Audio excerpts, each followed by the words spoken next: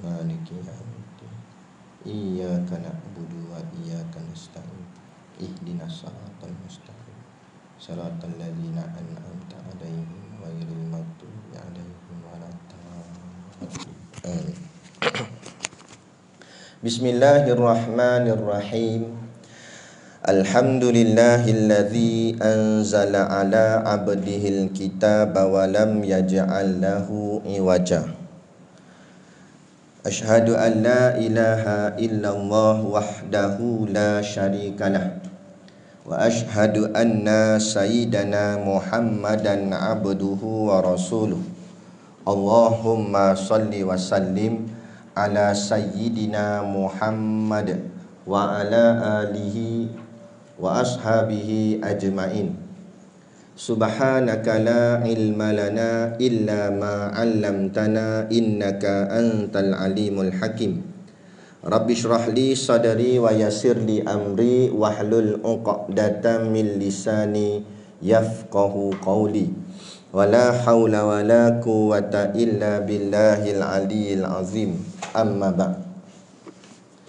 Alhamdulillah, kita sama-sama panjatkan syukur kehadaratillah subhanahu wa ta'ala yang dengan limpah dan kurnianya diizin oleh Allah subhanahu wa ta'ala kepada kita pada petang yang penuh berkah ini, diizinkan Allah subhanahu wa ta'ala ke atas kita untuk kita menyambung kuliah pengajian kita ni yang dah tertangguh begitu lama, kan? Ke kitab pun hilang dah. Ada lagi kitab? Baik. Moga-moga pengajian kita yang bersambung semula ni dapat menyambungkan juga semula semangat dan keberkatan pengajian kita ni dan keredaan Allah Subhanahu wa taala kepada kita semua. Moga-moga dengan pengajian ini dapat memberi kepada kita semua manfaat di dunia dan di akhirat, dan seterusnya Allah izinkan kita untuk dimasukkan ke dalam syurganya nanti di hari akhirat kelak, insya-Allah, amin ya rabbal alamin. Yang saya hormati bahagian ketua muslimat yang menguruskan program dan juga semua ahli jawatan kuasanya yang terlibat dalam menjayakan program ini, dan juga kepada asatizah, ustazah yang mungkin hadir pada petang ini. Mohonlah ditegur kepada hamba yang fakir dalam bidang ilmu ini sekiranya apa yang disampaikan dan dikongsikan ada salah dan silapnya. Yang kita kasihi ibu-ibu pemudi muslimat yang dirahmati Allah sekalian. Baik. Kita berhenti kat mana last? Ingat lagi? Muka surat 8. Hadis tu ya? Betul. Qala al-muallifu rahimahullahu ta'ala wa nafa'ana wa iyyakum bi ulumihi fid daraini amin ya rabbal alamin. Kata pengarang kitab, dan apakah, muka surat 8 dan apakah yang engkau kata berkenaan dengan hadis ini apabila engkau tidak beramal dengan ilmu engkau? Hadis itu ialah bunyal islamu ala khamsin, syahadati alla ilaha illallah wa anna muhammadar rasulullah wa iqamis salah wa ita'iz zakah wa saumi ramadana wa hajjil baiti liman istata'a ilaihi sabila. Maksudnya, Islam itu diasaskan atas 5 perkara. Penyaksian bahawa tidak ada Tuhan kecuali hanya Allah, dan bahawa Muhammad itu Rasulullah, mendirikan sembahyang, mengeluarkan zakat, berpuasa di bulan Ramadan, mengerjakan haji ke Baitullah bagi mereka yang mampu pergi ke sana. Baik, maka iman itu ialah perkataan dengan lidah, membenarkan dengan hati dan beramal dengan anggota. Jadi kita sambung lagi di bab ataupun nasihat yang ketiga, iaitu tajuk dia, ilmu itu tidak bermanfaat kecuali bila sudah diamalkan. Maknanya ilmu tu sebenarnya berguna, tetapi kalau tak diamalkan ilmu tu jadi macam tak berguna. Itu maksud mudah faham dia lah. Jadi Imam Ghazali menegur kita semualah, supaya kita ni bila ada orang tegur, kita dapat kembali kepada jalan yang betul andai kata kita tersilap. Jadi kata Imam Ghazali, dan apakah yang engkau kata? Maksudnya apa pendapatmu berkenaan dengan hadis ini? Hadis yang disebutkan ni, apabila engkau tidak beramal dengan ilmu engkau. Maknanya kamu tahu tapi kamu tak beramal. Jadi hadis ni kamu faham macam mana? Maksud dia begitu. Maksudnya hadis ni Nabi kata apa? Buniyal Islamu ala khamsin. Islam itu dibina dengan 5 perkara. Maknanya maksudnya bila disebut dibina, maknanya Islam itu tertegak dengan 5 amalan. Iaitulah amalan syahadah pertama. Yang kedua, amalan mendirikan sembahyang. Yang tiga, amalan zakat. 4, amalan puasa. 5, amalan pergi haji. Jadi bagaimana kamu seolah-olah maksudnya Imam Ghazali nak kata, bagaimana kamu mengaku kamu Islam sedangkan 5 amalan yang diwajibkan ni pun kamu tak buat ataupun kamu malas nak buat. Maksud macam itulah. Jadi bagaimana kamu memandang pada hadis ni, kata Imam Al-Ghazali. Kita tengok hadis ni. Kata Nabi SAW, buniyal Islamu ala khamsin. Islam ini tertegak atau terbinanya Islam ini dengan 5 perkara. Yang dimaksudkan dengan 5 perkara ni dipanggil sebagai rukun. Rukun itu imat. Imat itu tiang. Sesebuah bangunan berdiri kukuhnya sesebuah bangunan itu kerana tiangnya kukuh. Dan runtuh bangunan itu kerana tak cukup tiang ataupun runtuh tiangnya. Begitu juga tertegaknya Islam itu dengan 5 tiang ni. Tiba-tiba tak cukup tiang, ada 4, tak boleh. Runtuh bangunan Islam yang kita bina pada diri kita. Jadi setiap diri kita masing-masing bawa Islam masing-masing. Setiap seorang dia bawa Islam dia sendiri. Jadi kalau lengkap 5 ni, maka lengkaplah Islam pada diri dia. Tak lengkap 5 ni, tak lengkaplah Islam pada diri dia. Walaupun di kad pengenalan tu tulis agama Islam, tapi hakikat sebenar Islamnya tak cukup. Islamnya tak sempurna. Cumanya Imam Syafi'i mazhab kita ni dia berhalus. Imam Syafi'i ni dia halus sikit. Imam Syafi'i kata, kalau dia tak buat 5 rukun ni, dia tak sampai jadi kafir, tetapi dia asi, berdosa besar. Berdosa besar pada Allah. Mana kata melainkan syahadah lah. Yang lagi 4. Mana kata dia tak semayang, dia tak jadi kafir, tapi dia fasik. Sama juga tak bayar zakat, tak puasa, ataupun tak pergi haji. Sekiranya dia mampu, dah mampu pun tak pergi ke haji. Jadi berdosa asi, fasik. Kalau tak bertaubat, matinya dalam keadaan mati fasik. Fasik ni sekali sahaja buat dosa besar dah dikira fasik, dengan kalau tak bertaubat. Ataupun melakukan dosa kecil yang banyak dan berterusan tanpa taubat, maka jadi fasik juga. Fasik ni maksud kata masuk neraka dululah, kena azab. Tapi dalam banyak-banyak imam mazhab, Imam Syafi'i seorang je yang pendapat gini. Lagi 3 orang imam, Imam Malik, Imam Hanbali, Imam Hanafi, sepakat mengatakan siapa meninggalkan rukun Islam dengan sengaja, contohnya tak semayang, kafir dia. Imam Syafi'i je kata tak kafir lagi, tapi jadi fasik. Tapi Imam Syafi'i kata melainkan dia tolak syariat semayang. Maknanya dia tolak syariat rukun Islam ni. Mana kata tak payah semayang, alah semayang ke tak semayang sama je, baru jadi kafir. Tapi kalau dia tak semayang sebab malas, tak kafir lagi. Tu kita punya pegangan mazhab lah. Sama juga macam berlaku di zaman Khalifah Saidina Abu Bakar As-Siddiq. Ada kumpulan riddah, mereka tolak nak bayar zakat. Bukan tak nak bayar, ingkar bayar zakat.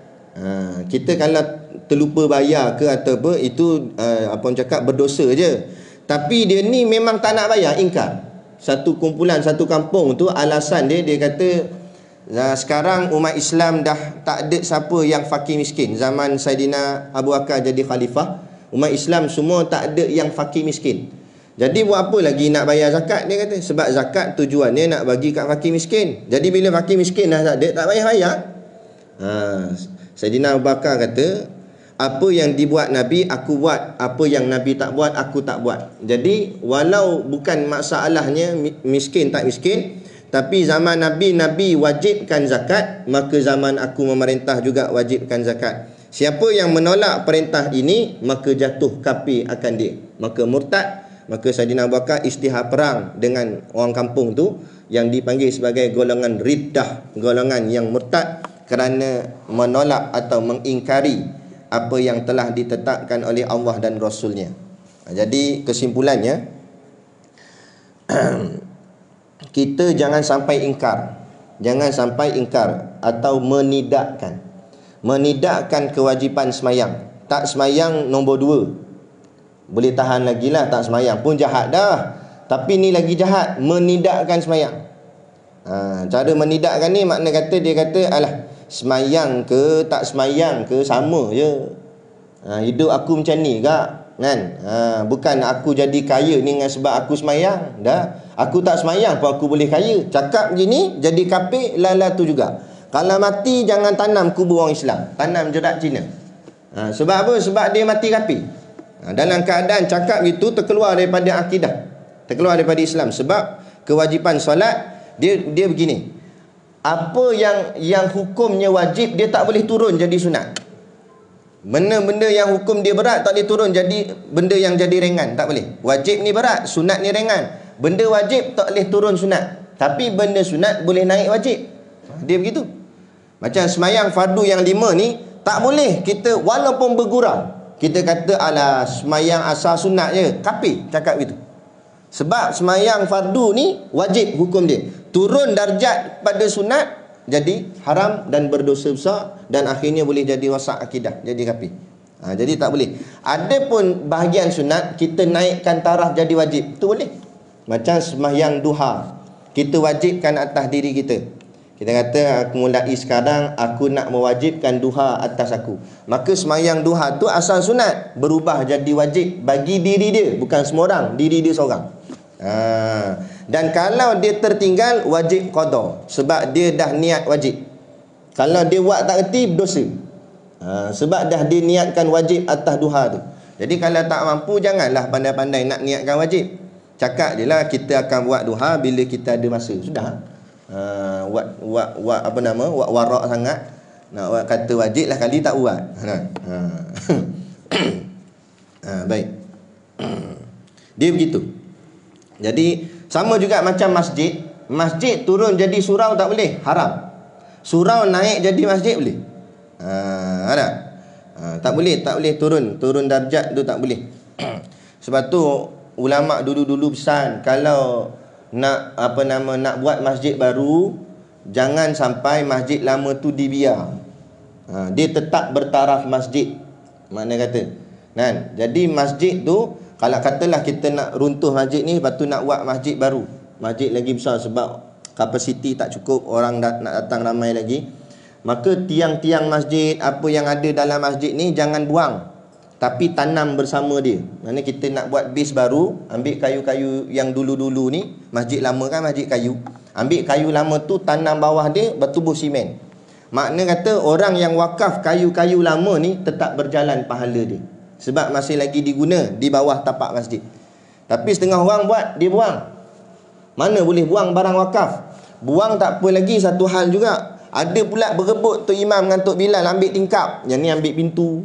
Dia kata bahagian tingkap aku punya. Mana boleh ambil, tu barang wakaf. Barang wakaf macam rehal. Rehal ni diwakafkan untuk masjid, tak boleh ambil buat persendirian. Kita terbawa balik tu tak apa lagi, tapi jangan kata hak milik. Sebab itu barang wakaf. Sama juga kita kadang-kadang dulu-dulu zaman muda dulu banyak kumpul pinggan mangkuk ke, kuali periuk ke. Lepas tu dah apa orang cakap, dah berusia. Ni bukan nak buat masak-masak mana sangat lah, panggil food panda je nak. Jadilah kali periuk tu kita hantar masjid. Kita kata aku niat wakaf lah periuk ni, nak pinggan mangkuk aku ni bagi kat masjid lah. Bila dah niat begitu, putus. Itu namanya wakaf. Wakaf ni makna putus. berhenti kan, kita baca Quran, waqaf, berhenti. Maknanya berhenti dah hak milik kita. Jadi bila berhenti hak milik kita, tak payah cakap lagi. Tak payah tanya lah, pengusi, pinggan saya bagi hari tu buh mana? Jangan cakap lah, tu bukan pinggan kita, pinggan masjid dah sekarang. Tak ada istilah pinggan saya dulu. Kan?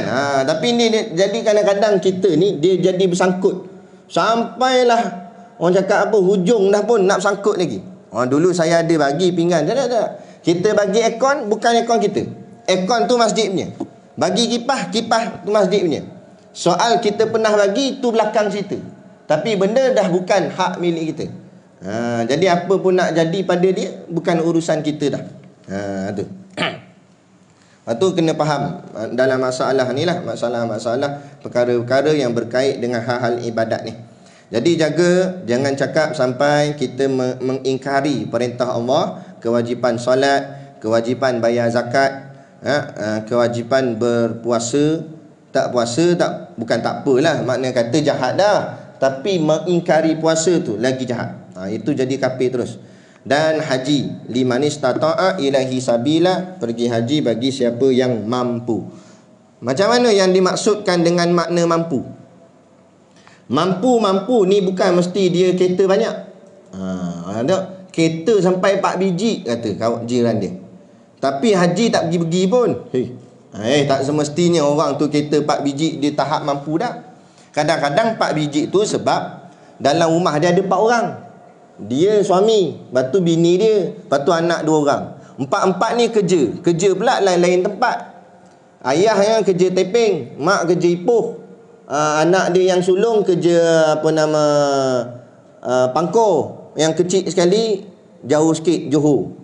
Jadi 4 ni nak pergi kerja lain-lain tempat. Bila lain-lain tempat, kenalah lain-lain kenderaan. Jadi bila balik semua sekali, masuk kat rumah ada 4 biji kereta. Bukan maksud 4 biji tu dia hidup mewah, belum tentu mewah. Boleh jadi itu semuanya 4 tu keperluan dia. Sebab 4 nak kena pakai kereta, nak pergi kerja tempat masing-masing. Jadi tak boleh ukur begitu. Tak boleh ukur kemampuan seseorang itu dengan tengok hartanya banyak. Belum tentu dengan harta banyak itu maknanya dia tahap mampu. Yang dikira mampu ni, dia duduk 2 orang je. Anak tak ada, 2 orang tu je. Tapi kereta sampai 8 biji. Suami 4 biji, bini 4 biji. Itu baru terlebih mampu tu. Kereta siap paling murah sekali kereta dia Myvi. Itu pun bawa pergi buang sampah kan. Ada tak? Tu kata yang ni melampau ni. Ini baru kata terlampau kaya. Terlampau kaya tapi tak pergi haji, tanggung dosa. Mati tak sempat buat haji, tanggung dosa. Itu baru dikira mampu. Itu yang bukan sakat mampu dah, tu terlebih mampu. Itu yang dimaksudkan liman istata'a ilahi sabila. Ataupun lagi makna mampu kalau dia pergi haji, orang yang dia tinggalkan di Malaysia ni, di tanah air dia, boleh hidup. Kalau dia tak ada kata dia mati kat Mekah, anak yang ditinggal boleh hidup. Maknanya ada ditinggalkan harta sedikit pada anak keturunan dia kan. Tetapi kalau dia bawa habis cukup-cukup 30,000, 30 ngam-ngam dia bawa, sampai 1 sen pun tak ada tinggal kat Malaysia, tiba dia mati sana, anaknya kebuluran, itu tidak dikira mampu. Itu belum dikira mampu. Jadi kena dia pergi tu, orang yang dia tinggal tu boleh hidup. Itu dimaksudkan liman istata'a ilaihi sabila. Boleh Baik. Jadi ini kata Imam Ghazali berkenaan ilmu dan amal lah, berkenaan dengan hadis ni. Maka pula dia kata, maka iman itu ialah perkataan dengan lidah. Yang dimaknakan dengan iman ialah kita mengiyakan. Iman ni maksudnya yakin, yakni kita membenarkan dengan yakin dengan lisan, yakni dengan lidah. Kata dengan lidah, membenarkan dengan hati. Tapi tak cukup hanya cakap dengan lidah, mesti juga dibenarkan dengan hati. Membenarkan di hati dan beramal dengan anggota. Kemudian kita buat dalam bentuk anggota, yakni buat tingkah laku yang diperintahkan oleh Allah. Cumanya kita nak faham, Islam dan iman itu berbeza, walaupun ia sekali. Kita kena ada Islam dan kena ada iman. Tetapi iman dan Islam itu lain-lain. Islam ialah zahiriyah. Iman adalah batiniah. Zahir artinya luaran, batin artinya dalaman. Islam itu dalam bentuk luaran. Apa maksud dalam bentuk luaran? Islam itu boleh dilihat. Kalau kita tengok dalam rukun Islam, semuanya benda yang boleh dinampak dengan mata kepala. Betul tak? Semayang kita boleh nampak. Bayar zakat nampak. Dia salam angguk-angguk tu, bayar zakat lah tu. Kan? Pergi haji lagi nampak balik kepala otak. Kan? Bawa balik tasbih mudah putus. Nak minyak wangi tak wangi. Pergi haji tu. Kan? Nampak perbuatan zahir tu nampak. Itu rukun Islam. Tapi kalau berkait dengan rukun iman, dia tak nampak. Contoh kita ambil yang pertama, percaya pada Allah. Percaya pada Allah bukan nampak dengan luar ni, dia duduk dalam hati. Mana boleh nampak? Kena? Ada orang dia semayang belum tentu dia percaya. Abdullah ibnu Ubay, bapa munafik zaman Nabi, semayang belakang Nabi, semayang belakang Nabi, olok-olok jadi Islam. Nak dia semayang, tapi hati tak terima Islam, tak terima Allah, tak terima Rasulullah. Rupanya di sebaliknya, nak dia dia hasut umat Islam supaya tinggalkan Islam. Ni musuh dalam selimut. Ni geng-geng munafik. Masa Nabi nak pergi perang Uhud, jalan kaki nak pergi ke medan Uhud, asal tentera 1,000 orang tentera Islam. Sampai di tengah perjalanan rehat sekejap, sebab jalan jauh, rehat sekejap. Dan serehat tu lah bapa munafik ni dia hasut umat Islam. Akhirnya 300 tentera Islam patah balik. Yang tinggal pergi 700 saja. Nak ceritanya kesan orang munafik dalam Islam sangat bahaya. Lepas tu ulama kata antara kafir yang jelas dengan munafik, baik bunuh munafik dulu. Sebab munafik lebih bahaya daripada orang bukan Islam yang kafir yang jelas tu. Sebab apa? Kadang-kadang orang kafir macam orang Cina, India, Acau, Mutusami, boleh jadi dia belum dapat hidayah, sebab tu dia tak Islam. Kalau kita terang tentang Islam pada dia betul-betul, boleh jadi dia boleh terima Islam. Tapi munafik ni duduk dah dalam Islam, tapi dia boleh lawan pula Islam. Ni kata jahat. Aduh.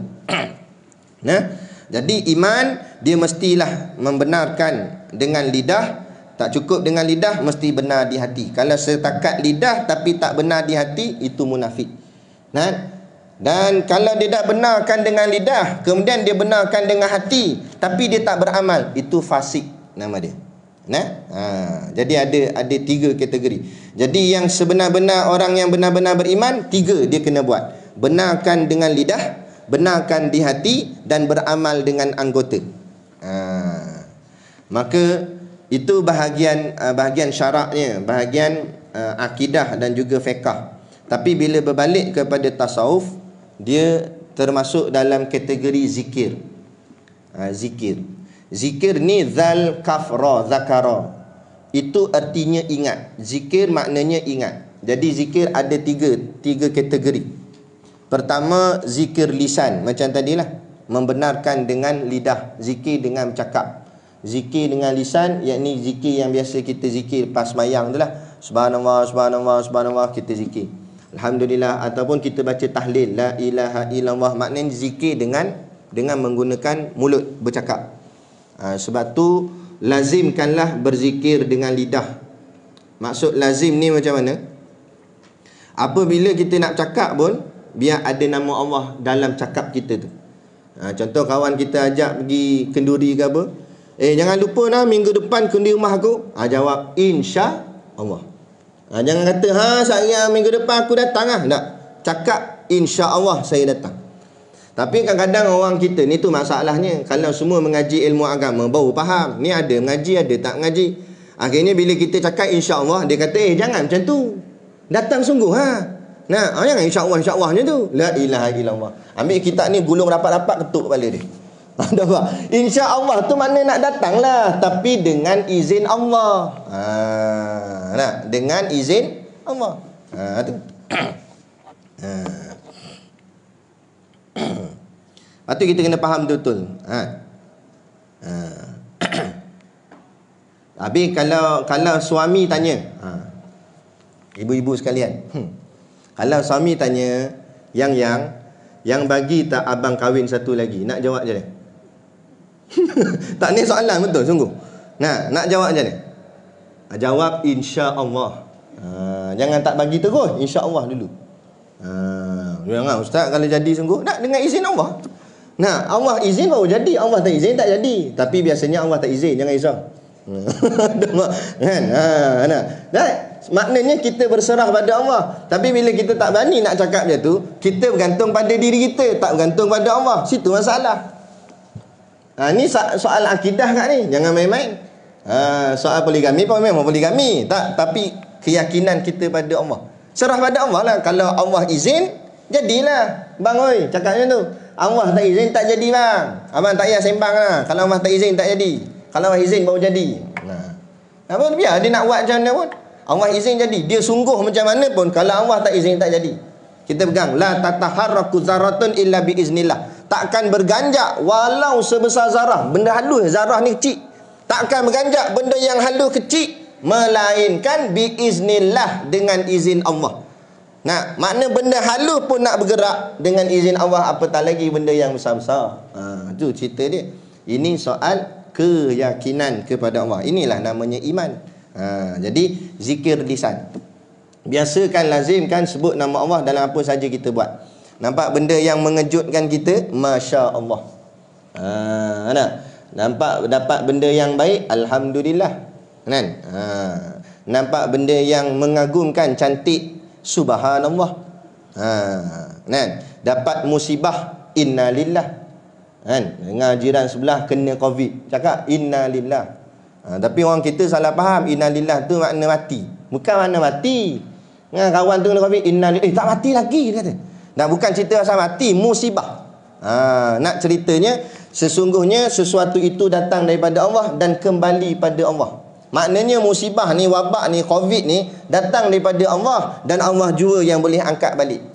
Itu doa tu, inna lillahi wa inna ilaihi rajiun. Cakaplah, kan? Dia jadi banyak tersalah faham, tersalah sangka dalam beberapa perkataan-perkataan dalam agama ni. Sebab tu kena faham makna dia.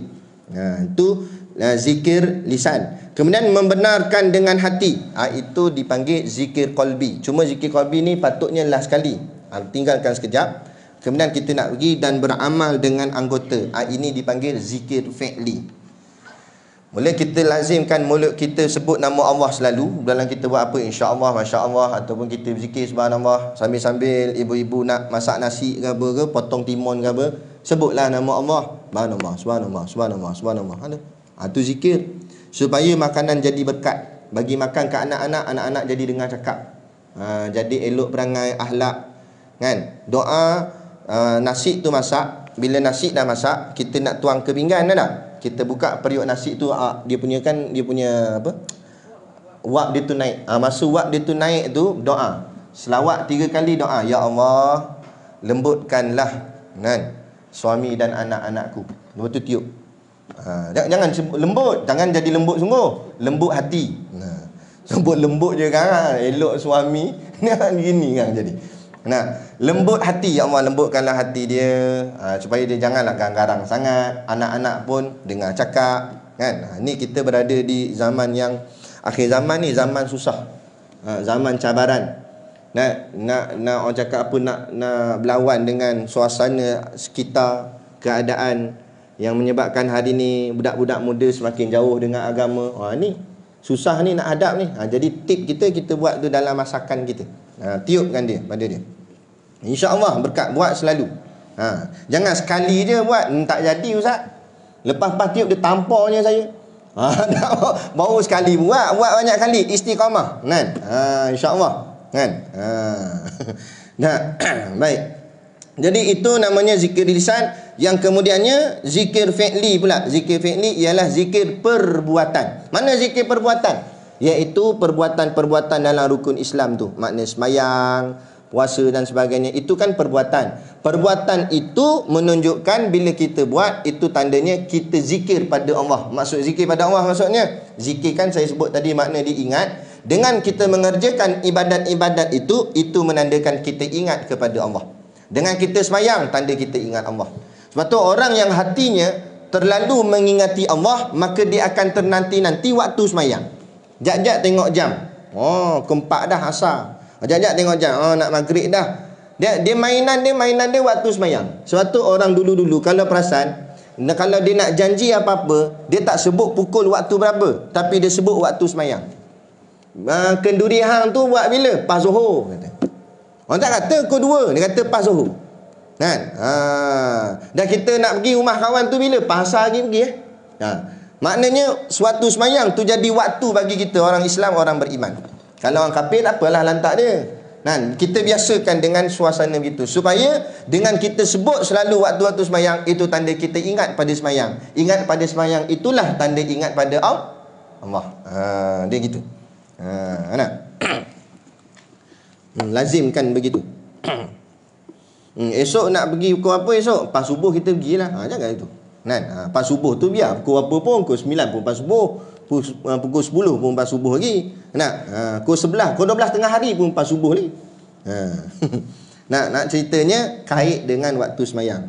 Jadi tanda kita ingat pada Allah dengan kita mengamalkan perbuatan-perbuatan ibadah yang Allah perintahkan ke atas kita. Itulah namanya zikir fi'li. Jadi kata ulama, zikir lisan dengan zikir fi'li itu bangsa kasbun. Tahu kasbun? Kasbun tu maknanya usaha ikhtiar. Jadi kita boleh usaha, ikhtiar, kita paksa diri kita untuk sebut selalu dengan nama Allah pada mulut lidah kita, dengan perbuatan tingkah laku kita, tangan kaki kita gerak. Kita lazimkan diri kita, paksa-paksakan. Malam-malam pun cuba buat. Kalau tak boleh buat semua, jangan sampai tinggal semua. Kita buat sedikit sebanyak. Buat dua ni. Maka kata ulama, bila dua zikir ni berjalan, jalan elok, zikir lisan dengan zikir fi'li, jalan sampai masa nanti Allah kehendak, Allah lebih tahulah masa bila kita layak, Allah akan kurniakan yang dinamakan sebagai zikir qalbi, iaitu zikir hati. Zikir hati ni dia bukan bangsa kasbun. Maksud bukan bangsa kasbun, dia tak boleh diusahakan, dia tak boleh. Yang nak usaha dua tadi ya, zikir lisan dengan zikir fi'li. Tapi zikir qalbi, zikir hati itu bangsa anugerah daripada Allah. Allah yang hantarkan, Allah yang akan perturunkan. Itu zikir qalbi. Bila seseorang tu dah dapat zikir qalbi, kata Tok Guru Siddiq Noh, Tok Guru kami, dia buat contoh macam orang nak bancuh simen. Pernah tengok tak orang buat kerja tukang kan, ada yang panggil mesin siput tu, yang dia gede dia pusing tu. Mesin tu nak start payah. Tarik tadi tadi payah. Tapi sekali dah start, dia tak boleh mati. Dia jalan dia teng sampai minyak dalam dia tu ada pakai minyak. Minyak dia habis baru dia berhenti. Nak ceritanya begitulah zikir qalbi, kata Tok Guru kami. Nak start tu susah. Nak start dia kena start dengan zikir lisan, start dengan zikir fi'li. Kita buat secara istiqamah. Tapi bila Allah dah masukkan zikir qalbi, tak berhenti dah qalbi tu. Masuk qalbi ni, hati ni sentiasa ingat Allah. Tak ingat lain dah. Hati sentiasa ingat Allah. Sampai satu tahap ada satu orang ulama ni, seorang Tok Syekh ni, dia wali Allah. Dia tua dah. Dia datang jumpa doktor. Doktor pun cek tekanan darah biasalah. Bila pergi klinik, doktor cek tekanan darah. Balut benda tu kan. Pam, tiba-tiba meter yang naik cek darah tu naik tinggi sampai atas, sampai nak terkeluar tu benda tu, tok naik sampai atas. Doktor pun terkejut. Doktor kata, pakcik, tingginya. Kalau tengok pada bacaan ni, patutnya darah pakcik dia dah macuk keluar kot mata, macuk keluar kot telinga dah, sebab tekanannya terlampau tinggi. Ke mesin ni rosak ni kata. Doktor tu pun dah pelik dah. Kata pakcik tu, minta maaf, tak apa. Nak doktor cabut sekejap. Doktor bagi saya masa sekejap. Dia pun doktor pakcik tu pun diam sekejap, dia tunduk kepala. Lepas tu dia suruh balik tangan dia. Cuba doktor cek sekali lagi. Cek baru normal dia punya bacaan. Jadi doktor tu kata, apa pakcik buat tadi? Saya pausekan kejap, saya berhentikan sekejap saya punya zikir qalbi, zikir hati dia. Terlampau kuat zikir hati dia sampai tekanan darah tu naik. Jadi moral of the story apa dia? Orang yang ada tekanan darah tinggi tu maknanya zikir qalbi dia power tu. Sebab dia jantung dia Allah. Naik turun kan, nafas kita naik, Sedut lepas, sedut lepas. Orang yang sentiasa ingat Allah pada hati dia, naik nafas Allah, lepas nafas pun Allah. Ada Allah, Allah, Allah, Allah. Sampaikan setengah ulama, tak tahulah dia kira ke apa, tapi setengah ulama kata satu hari 124,000 nafas naik turun. Bagi orang yang ada zikir qalbi, 124,000 dia zikir Allah satu hari. Nah, makna ingat Allah sungguh. Ini yang dikatakan zikir ribu-ribu. Bukan zikir ribu-ribu dengan tasbih tu kadang-kadang payah juga nak sampai ribu. Maksud zikir ribu-ribu tu zikir hati dia tu beribu-ribu. Hati dia, sebab gerakan hati dengan gerakan mulut laju gerakan hati lagi, betul tak? Gerakan mulut kita nak baca satu ayat mungkin ambil masa seminit ke apa, baca satu karangan. Tapi hati kalau baca, sebab tu kita baca, cuba test. Dah ambil headset kita, orang tulis WhatsApp panjang-panjang kan, kita baca dengan bunyi lambat, kita baca petang ni ada kuliah muslimat, lambat tu nak baca. Nak sampai ke mat tu berapa lama. Tapi kalau baca pakai hati je, kita tak bunyi mulut, baca pakai hati je, sekejap je, 2 saat habis. Itu beza hati, gerakan hati dengan gerakan zahir. Sebab tu gerakan dalaman ni lebih laju. Sebab tu tak pelik Allah boleh hantar satu-satu roh dari satu tempat ke satu tempat sekelip mata. Sebab dia batiniah. Itulah ilmu batin, kan? Bukan tok batin, ilmu batin. Tapi kebanyakan kita pandai guna ilmu zahir saja, ilmu batin kita tak erti. Inilah namanya ilmu tasawuf. Dia nak didik kita ilmu dalaman, ilmu akhlak. Jadi tapi benda tu bukan boleh dibuat suka-suka. Dia mesti datang dengan anugerah Allah. Jadi sebab itulah amalkan dulu zikir lisan, zikir qauli dan juga zikir fi'li. Zikir dengan mulut dan zikir dengan perbuatan. Istiqamahkan. Kemudian tapi tak payah banyak tanyalah bila dah Allah nak kurniakan zikir qalbi. Tak. Allah tahulah kalau masanya sesuai Allah bagi. Kalau masanya belum lagi sesuai, selagi itu belum. Selagi mana lisan kita masih lagi, kadang-kadang lisan kita ni dia memuji Allah, betul dah memuji Allah pada zikir, tapi masa yang lain memaki orang pula. Jadi tak sampai lagi. Dia kena buang dulu benda yang tak elok pada mulut ni, yang cakap elok saja, baru hati tu bersih. Begitu juga dengan perbuatan. Kalau semayang tapi buat juga benda lain, nak ngumpat lah apalah, nak ambil hak orang lah apa semua. Jadi perbuatan tu masih lagi ada perbuatan tak elok. Dia kena tinggal semua perbuatan tak elok, dia buat perbuatan elok sahaja, baru hati tu bersih. Dipanggil takhalli. Takhalli ni ibarat cawan. Kata guru kami, cawan kita ni macam hati. Hati kita tu cawan tu lah. Cawan tu, kalau cawan tu penuh dengan kekotoran, kalau dituang air yang sedap pun dia tak terasa sedap, kan? Cawan tu penuh dengan tahi. Macam-macam tahi ada, tahi cicak, tahi habis binatang ada, tahi orang pun ada. Lepas tu kita pergi tuang air yang sedap. Air apa air sedap? Air fresh orange katakan. Tuang air fresh orange, lepas tu kita minum. Kita rasa fresh orange ke fresh tahi? Nampak? Tak sedap.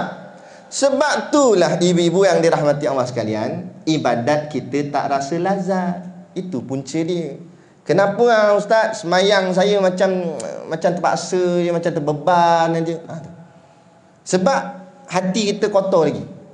Dia tak terasa lazat. Sedangkan semua perkara ibadat yang Allah turunkan kat kita, wajibkan atas kita, semuanya perkara tu lazat-lazat belaka. Semua sedap-sedap. Bukti sedap, cuba tengok alim-alim ulama yang dah sampai makam mereka tu. Wali-wali Allah. Allah, ibadat tak berhenti-henti. Saya ada seorang sahabat mengaji di Yaman. Dia kata bulan Ramadan di Yaman lebih meriah daripada bulan Aidilfitri, daripada Syawal raya. Ramadan depa semayang tarawih, dia kata 20 rakaat di masjid ni, habis ni bukan balik, pergi masjid lain pula, sambung lagi 20 sampai subuh. Punya sonoknya semayang, dia depa dah rasa lazat. Sebab sana penuh dengan habib-habib, ulama-ulama anak keturunan Rasulullah, penuh ramai sana. Jadi mereka sonok. Kadang-kadang mereka berselawat sampai 3-4 pagi selawat. Sonok, asyik selawat tu, tak sedikit pun tak rasa letih, tak rasa mengantuk. Mereka sonok dengan ibadat. Dia benda kalau lazat, kita akan nak lagi, betul tak? Kita makan satu benda jenis makanan, tiba makanan tu sedap, kita mesti nak tambah lagi. Kalau kita tak nak tambah, maknanya kurang lah tu. Jadi kita tahulah kalau kita bagi jamu ke tetamu, Kan, tetamu tu kata nak lagi, makna sedap. Tapi kalau tamu tu tak kata apa, nak maknanya ada masalah tu. Jangan kita pun tambah. Kawan tu tak nak dah, gitu bubuh juga. Kan? Jadi menyusahkan dia pula. Jadi begitu juga dalam hal-hal ibadat kerohanian ni, akhirat ni. Benda kalau sedap, dia nak lagi. Zikir kita sedap, subhanallah, subhanallah, subhanallah, dia sonok. Hati tu dipanggil, istilah tasawuf dipanggil zauq. Dia jadi asyik. Jadi orang cakap apa? Jadi sonok lah. Sampai yang lain ni dia tak ingat dah. Dia tak nampak kesonokan yang lain, melainkan nampak kesonokan beribadat ni. Kalau orang Allah bagi dia kelazatan semayang, lepas semayang dia nak semayang lagi. Assalamualaikum, Assalamualaikum, Allahu Akbar. Dia sonok semayang. Saidina Ali kena panah masa perang, nak cabut sakit. Dan Ali kata, bagi aku semayang, cabut dalam aku semayang. Saidina Ali Allahu Akbar semayang, sahabat lain pun cabut. Cabut sedikit pun Saidina Ali tak goyang ataupun terkeluar kat mulut. Aduh, tak ada. Semayang relax steady. Sebab apa? Itu yang dipanggil karam. Dia karam dengan ibadat sampai fana. Fana ni maknanya tak ingat apa dah. Situ saja. Ingat pada Allah saja. Tapi kita jangan buat-buat karam. Jangan buat-buat karam. Kita semayang letak beg tangan depan. Datang ada orang ambil, kita pun bismillahirrahmanirrahim, biar ambil tangan. Nampak? Padahal nampak apa kata. Lagi kejar. Kan? Sebab itu mudarat. Kan? Boleh. Sebab kita belum sampai makam. Kita jangan wak-wak jadi wali, kita kuali lagi. Nampak? Dia sampai masa memang jadi sungguh. Tu tak payah buat-buat. Nak tahu kita sampai makam tak sampai makam, bukan kita sendiri buat-buat pada diri kita. Dia jadi sendiri. Kita cuma terus je buat ibadat, istiqamah buat ibadat. Sampai masa nanti hati tu sendiri rasa kita, orang cakap apa, tak hiraukan sangat hal-hal dunia sangat. Yang kita pentingkan urusan akhirat kita. Dah mulalah tu sikit. Dia jadi gitu. Jangan teh jalan atas air. Takut tenggelam lagi. Siapa nak ni? Dah berenang tak pandai. Jadi gitu. Jadi bila lengkap ketiga-tiganya, barulah dipanggil orang itu ahlu zikri. Ni dia ahlu zikri. Barulah dinamakan zikrullah, kerana zikir lisannya jalan, zikir fi'linya jalan, dan akhir sekali zikir qalbinya pun jalan. Hatinya tak ingat yang lain dah, semata-mata ingat kepada Allah Subhanahu wa taala. Dan dia kata lagi, dalil yang menuntut kita supaya beramal itu sangat banyak. Banyaklah dalil-dalil, bukti-bukti ayat Quran ataupun hadis. Dalil ni maknanya bukti. Bukti-bukti ayat Quran dan hadis yang menunjukkan bahawa pentingnya kita kena beramal. Sebab amal lah boleh pahala. Kita belajar ni memang dapat pahala juga, tapi dapat pahala belajar je. Tapi kalau kita tak amal, tak dapat pahala amal. Kita belajar tentang kelebihan semayang tahajud, tapi tak semayang tahajud, mana dapat pahala tahajud? Nampak? Jadi nak pahala kena beramal. Kena beramal. Dan amalan ini pula dia terbahagi pada dua. Satu disebut amalan fardu, satu lagi disebut amalan sunat. Amalan fardu itu modal perniagaan. Ini ada sebut dalam kitab Hidayatus Salikin. Amalan sunat pula ialah untung. Untung. Macam kita berniaga, kan? Biasanya orang berniaga mesti nak untung. Mana ada orang berniaga nak balik modal? Bolehlah balik modal sekali-sekala ataupun mula-mula berniaga. Untung tak banyak mana, balik modal saja. Boleh tahan. Tapi kalau dah 10 tahun berniaga asyik balik modal, baik tak payah berniaga. 10 tahun berniaga jual goreng pisang asyik balik modal, payung dah sengit dah. Nampak? Habis macam tu duit. Jadi orang cakap tak ada faedah berniaga. Begitu. Jadi kalau kita hanya buat benda yang wajib saja, itu baru dikira balik modal. Tak ada untung pun. Apa balik modal? Maksud balik modal tu selamat daripada api neraka. Bila kita buat benda yang wajib, kita tak buat benda yang maksiat atau dosa, maka kita selamat daripada api neraka. Tapi selamat saja. Memanglah masuk syurga, tapi kena ingat syurga itu ada banyak biliknya, ada tingkatan. Setengah riwayat kata 7, setengah riwayat kata 8. Ada tingkat-tingkat dia. Jadi kalau setakat balik modal, duduk syurga tingkat bawah lah. Dia pun bagi alasan, dia kata tak apalah ustaz, janji masuk kat syurga daripada tak masuk langsung. Betul juga. Tetapi siapa yang nanti insya-Allah kita semua dapat masuk syurga. Tapi orang yang masuk syurga tingkat 1, walaupun dia puas hati dah dapat masuk syurga dah ni tingkat 1, tiba dia nampak kawan dia yang sama-sama mengaji dalam kuliah muslimat ni duduk tingkat atas. Macam mana hang atas ni? Macam mana hang duduk kat atas ni? Dia pun kata dah, aku beli telur masin Ustaz Syakir. Tapi aku bagi sedekah. Tu yang boleh naik atas cepat sikit kata. Nampak contoh. Nampak. Jadi makna kata duduk tingkat bawah ni, dia tengok orang tingkat atas, dia cemburu. Padahal dia masuk dah syurga. Masuk dah dalam syurga tu. Tapi bila tengok orang duduk atas, dia tak puas hati lagi. Dia kata, mana acik dia, hang kita ngaji sama-sama tapi asal hang lebih atas tu. Dia akan cemburu juga. Jadi jangan sampai kita menyesal pada hari itu. Jadi kita kena fastabiqul khairat, berlumba-lumba dalam kebaikan. Nampak kawan kita buat baik, kita cabar diri kita pula. Kalau dia boleh buat, takkan aku tak boleh buat? Berlawan-lawan dalam kebaikan. Jangan berlawan pasal sofa. Ni berlawan tengok kawan sebelah hantar kod semamut, hantar beli kursi baru. Bang, mula panggil abang. Nak suruh juga beli kursi baru lah. Tengok jiran sebelah renovate rumah, nak juga renovate. Tak payah lumba bahagian tu. Lihat, lagi banyak harta benda kita, lagi banyak kita akan sangkut di padang mahsyar. Jadi tak payah banyak-banyak. Mana yang ada ni cukup dah lah. Boleh nak buat makan minum, nak berteduh, nak buat ibadat, cukup dah. Nak lebih-lebih nak buat apa banyak-banyak. Contoh, kalau orang dia memang dia kaya, duit banyak, dia beli sampai 4 biji kereta. Adakah dia boleh naik 4-4? Tak boleh naik 4-4 lah kali dia naik. Tu juga van jenazah. Tak ada apa juga. Itu juga last sekali kenderaan dia. Bukan makna kata salah, tapi beli atas nama keperluan. Dan yang lebih banyak ni bagi orang yang susah. Allah akan tanya esok. Kita mungkin duit banyak, kita ada banyak duit. Adik kita susah. Allah akan tanya, tu adik beradik kamu, sedarah, seayah, seibu, kenapa kamu tak tolong dia? Sedangkan kamu ada duit. Kena jawab. Allah akan tanya waktu. Memanglah jalan kita halal, rezeki kita, tapi satu sifat yakni tamak dalam hati itu yang menyebabkan kita jadi jahat di hadapan Allah. Inilah namanya ilmu tasawuf. Dia tazkiyatun nafs, dia mencuci hati, supaya menjadi bukan hasan. Kalau hasan baik, tapi ihsan, terlebih baik. Orang berhutang dengan kita, dia bayar balik duit hutang dia, kita pun terima, tak salah. Itu namanya hasan, baik. Tapi ihsan, terlebih baik, orang tu hutang dengan kita, time nak bayar, kita kata tak apa, saya halal. Kita pun ambil duit dalam poket, ada lebih sikit, kita bagi lagi kat dia. Takut-takut dia tak cukup duit. Itu namanya ihsan. Itulah namanya terlebih baik. Bila terlebih baik, bukan sakat syurga tingkat bawah dia akan duduk. Dia akan duduk terlebih tinggi daripada syurga-syurga yang biasa. Tu cerita dia. Jadi kita sekarang ni, kita bagus dah ni datang kuliah, tutup aurat, mengaji agama.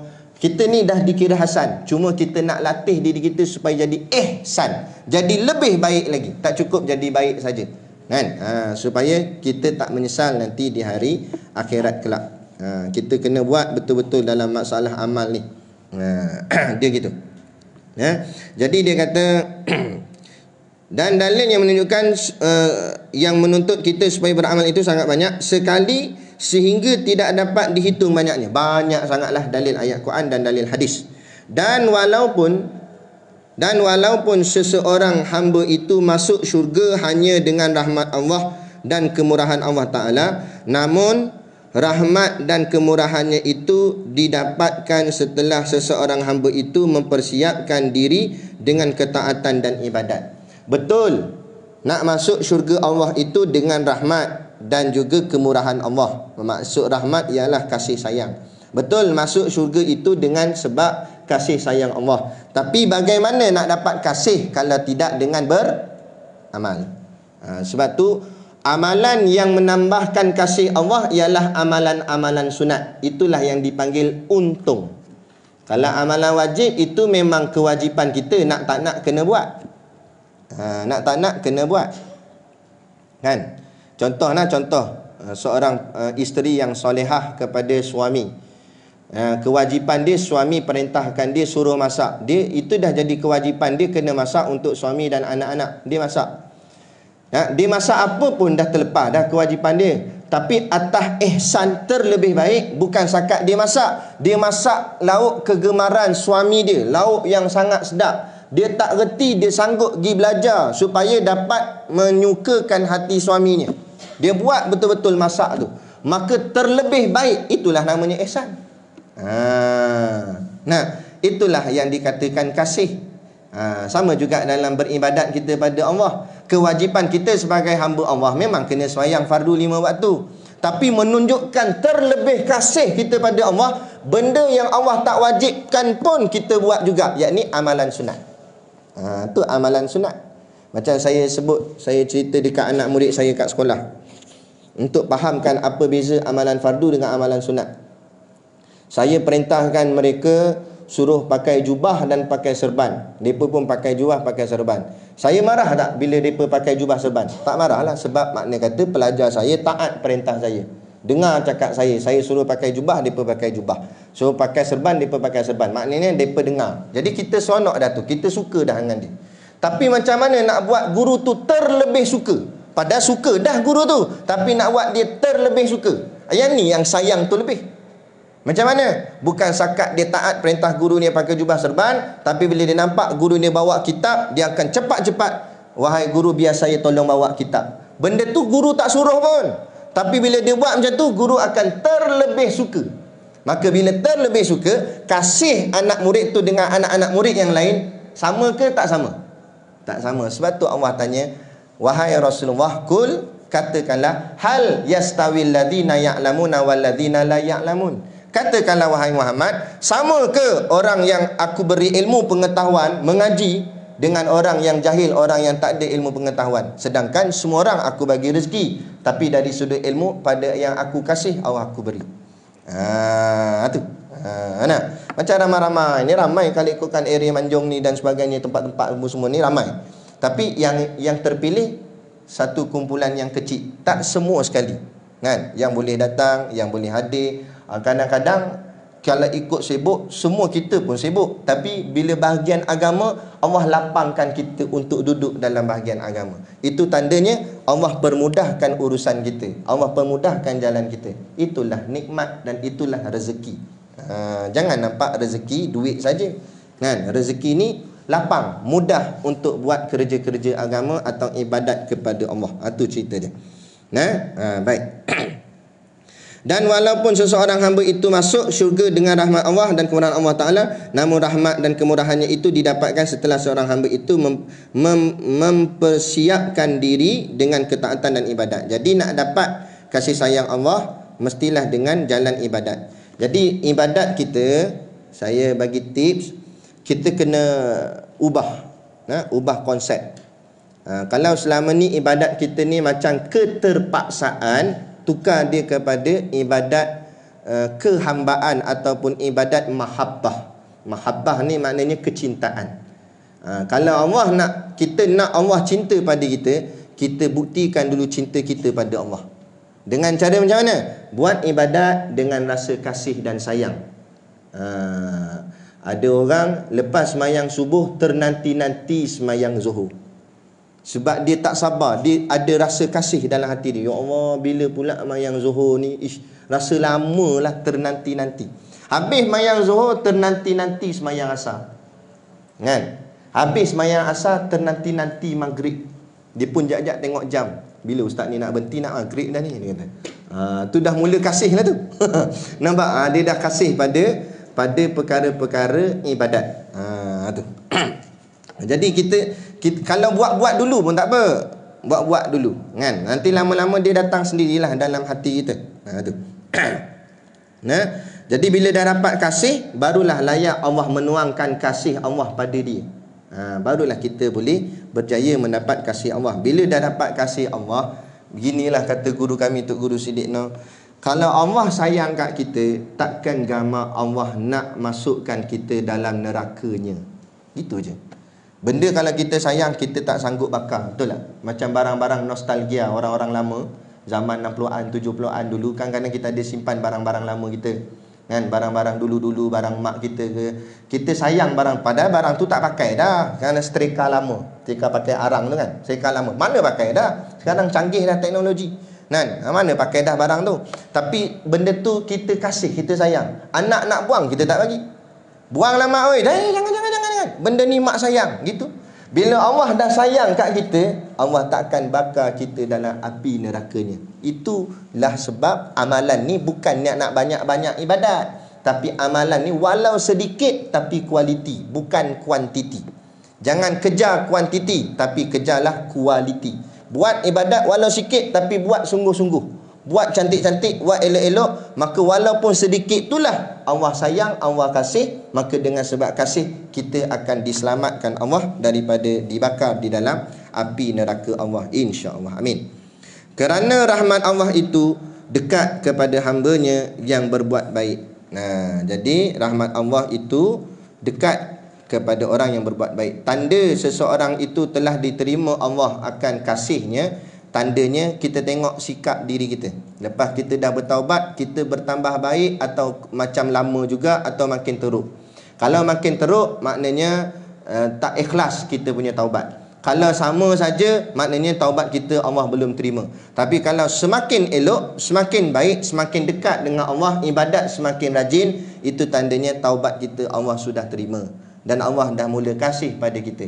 Dan kita akan rasa takut kepada Allah, bukan takut kerana nerakanya, tapi kita takut kasih sayang Allah itu mula pudar pada kita bila kita langgar perintah Allah. Maka kita jaga diri kita tidak melanggar perintah Allah, kerana kita takut kasih sayang itu akan berkurangan.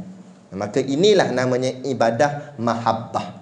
Ibadat dengan rasa kasih kepada Allah. Maka barulah Allah akan menuangkan kasih-Nya pada kita. Barulah dapat gelaran macam sahabat radhiyallahu anhum, Allah redha atas mereka. Gitu. Nah, jadi cukup sekadar tu dulu pada petang ni yang dapat kita kongsikan. Dan kita akan sambung nanti muka surat 9. Seandainya orang yang berkata masuk syurga itu hanya dengan semata-mata beriman. Berhenti situ nah.